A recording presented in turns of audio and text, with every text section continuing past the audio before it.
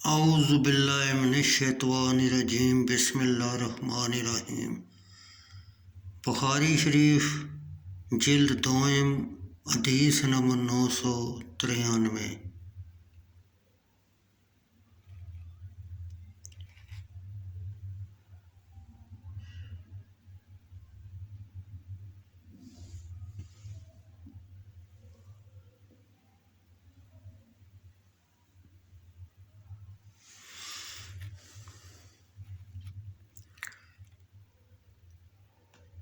شام بن زید سے روایت ہے، انہوں نے کہا میں نے حضرت انس بن مالک رضی اللہ تعالیٰ عنہ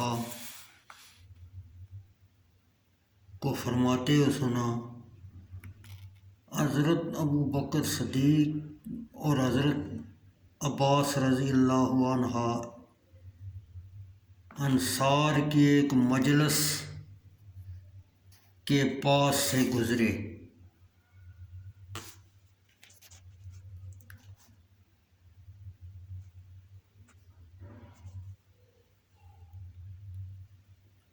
اور وہ رو رہے تھے۔ حضرت ابو بکر صدیق یا حضرت عباس بن عبد المطلب نے فرمایا، تمہیں کس چیز نے رلایا؟ انہوں نے جواب دیا، ہمیں رسول اللہ صلی اللہ علیہ وسلم کا ہمارے ساتھ اٹھنا بیٹھنا یاد آ گیا ہے۔ وہ نبی اکرم صلی اللہ علیہ وسلم کی بارگاہ بے کس پناہ میں حاضر ہوئے۔ آپ کو اس واقعہ کی خبر دی تو آپ صلی اللہ علیہ وسلم باہر تشریف لائے اور حضور اپنے سر پر چادر کے کنارے کی پٹی باندھے ہوئے تھے۔ آپ ممبر شریف پر جلوہ افروز ہوئے اور اس کے بعد کبھی ممبر پر تشریف فرما نہ ہوئے، کیونکہ یہ آپ کے ایام مرض الموت کا واقعہ ہے۔ اللہ عز و جل کی حمد و ثنا کے بعد فرمایا، میں تمہیں انصار کے متعلق وصیت کرتا ہوں،